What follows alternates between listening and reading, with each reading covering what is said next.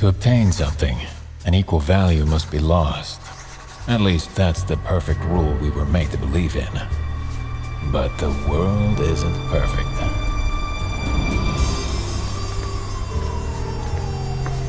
We had always wanted more. Look what we got.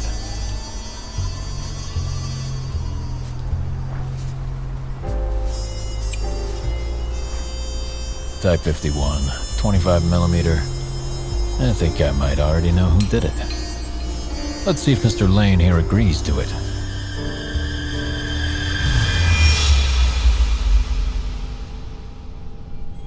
Hello, Mr. Lane. What is this place? Where am I? I asked the questions here. Describe to me the guy who shot you and your wife. He wore a fedora, and it was too dark. I couldn't see much of his face. By any chance, did he have a badge with a black hound on it? Yes, he did. Luciano's men. Thought so. That should be it, Mr. Lane. See you on the other side. Third case this week, and like always, the criminal's identified within minutes. It's usually always gray and always raining. Something doesn't feel right about this night. Detective Tim Bones. What?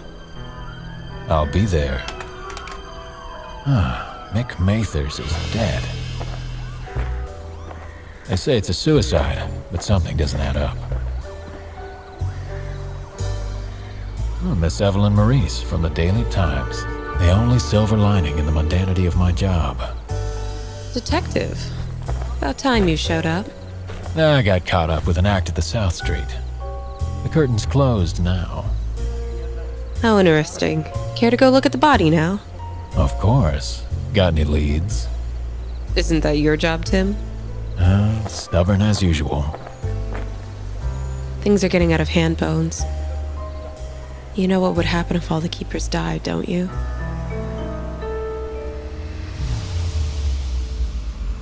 That was useless. I couldn't get anything out of him. He didn't remember anything. He didn't even realize he was dead. No signs of a struggle. A perfect slit on his wrist. Everything leads to a suicide. A suicide where he doesn't remember killing himself. Very odd. It all started that night. The keepers' deaths. Every corner had a similar story to tell. Murders, rape, and drug cases.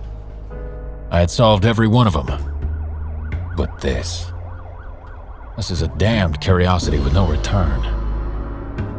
There were no suspects, no specific murder weapons, all suicides. Case after case, keeper after keeper. And now it begins again. The keepers are the ones balancing this society. With them gone, there is no order, only chaos. Someone is out there killing them all. Someone good at covering their tracks. The one thing that kept coming back, the golden sand that was found in all the crime scenes. Edward Destin, owner of the Daily Times. Rumor is he can see the future, always the first to report the murders.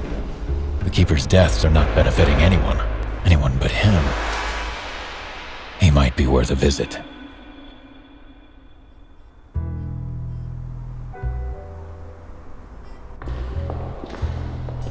Maurice.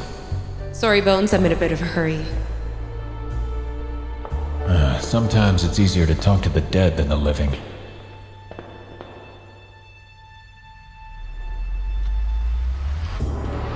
Detective!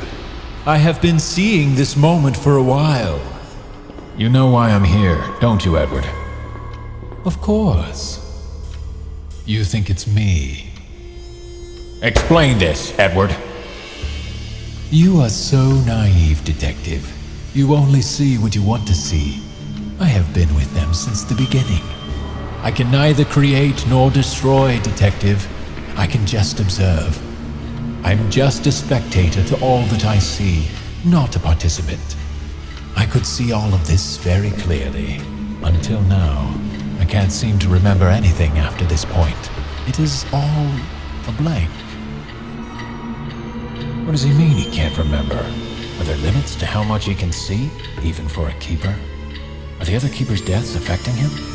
No, the other keepers couldn't remember anything either. Could it be? Edward? What the hell are you doing? No, no! Edward, don't do this! Edward!